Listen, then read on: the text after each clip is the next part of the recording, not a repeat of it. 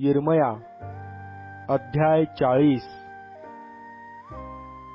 गारद्यांचा नायक नबूजरदान याने यरुशलेम व यहुदा यातील जे लोक बंदिवान करून बाबेलास नेले त्या सर्वांबरोबर यिर्मयासही बेड्या घालून रामा येथे आणले होते। तेथे त्याने यिर्मयाची सुटका केल्यानंतर यिर्मयाला वचन प्राप्त झाले ते हे: गारद्यांचा नायक यिर्मयाला बोलावून म्हणाला, तुझा देव परमेश्वर याने हे अरिष्ट या स्थळावर येईल असे जाहीर केले। परमेश्वराने ते आणले व आपल्या म्हणण्याप्रमाणे केले। तुम्ही परमेश्वराविरुद्ध पाप केले व त्याची वाणी मानिली नाही, म्हणून हे तुमच्यावर आले। आता पहा, आज तुझ्या हातात असलेल्या बेड्यांपासून मी तुला मुक्त करीतो। तुला मजबरोबर बाबेलास येणे बरे वाटले तर ये, मी तुझी चांगली व्यवस्था ठेवीन। पण मजबरोबर बाबेलास येणे तुला बरे न वाटले तर येऊ नको। पहा, सगळा देश तुझपुढे आहे। तुला बरे व सोयीचे वाटेल तिकडे जा। तो परतला नाही, तोच तो त्याला म्हणाला, गदल्या बिन अहिकाम बिन शाफान यास बाबेलच्या राजाने यहुदाच्या नगरांवर अधिपती नेमिले आहे। त्याचकडे परत जा व त्याच्याबरोबर लोकांमध्ये जाऊन वस्ती कर, किंवा तुला सोयीचे वाटेल तेथे जा।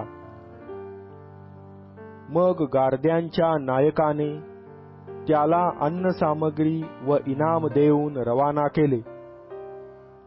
तेव्हा यिर्मया निघून मिस्पा येथे गदल्या बिन अहिकाम याजकडे गेला व देशात जे लोक उरले होते त्यांच्यामध्ये जाऊन राहिला।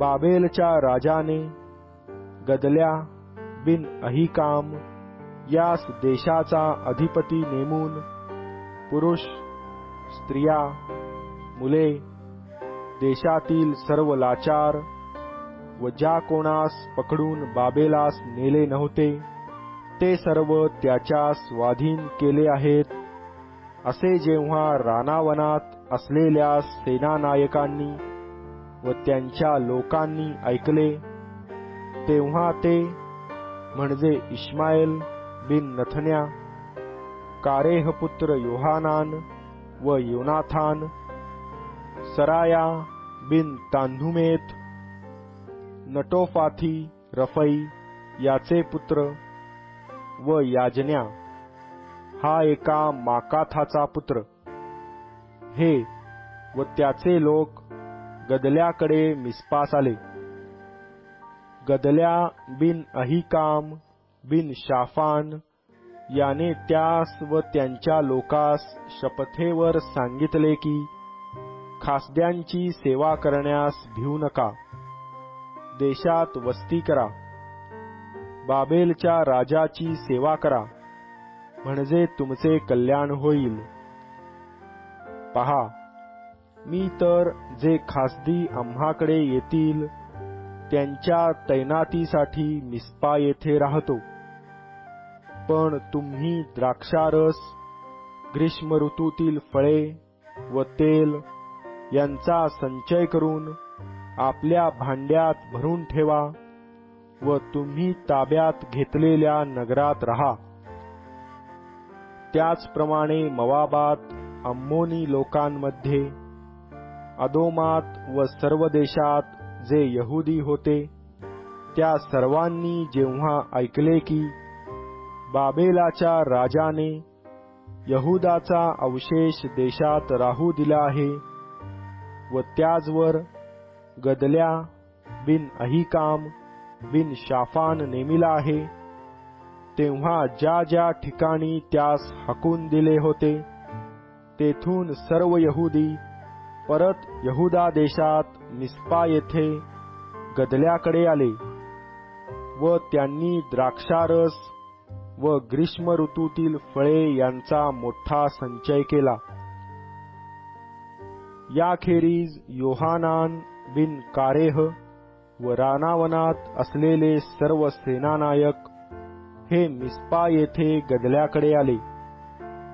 ते त्याला म्हणाले, अम्मोनी लोकांचा राजा बालिस याने आपला जीव घेण्यासाठी नथन्याचा पुत्र इश्माएल यास पाठविले आहे, हे आपणाला ठाऊक आहे काय? पण गदल्या बिन अहिकाम याला त्यांचे खरे वाटेना. तेव्हा योहानान बिन कारेह गदल्यास मिस्पा येथे गुप्तपणे म्हणाला, मला जाऊन इश्माएल बिन नथन्या यास ठार करू द्या. हे कोणाला कळावयाचे नाही, त्याने आपला प्राण का घ्यावा? घेतल्यास आपणाकडे जमलेले सर्व यहुदी पांगतील व यहुदाच्या अवशेषाचा नाश होईल. पण गदल्या बिन अहिकाम हा योहानान बिन कारेह यास म्हणाला, असे करू नको, कारण तू इश्माएलाविषयी खोटे नाटे सांगत आहेस.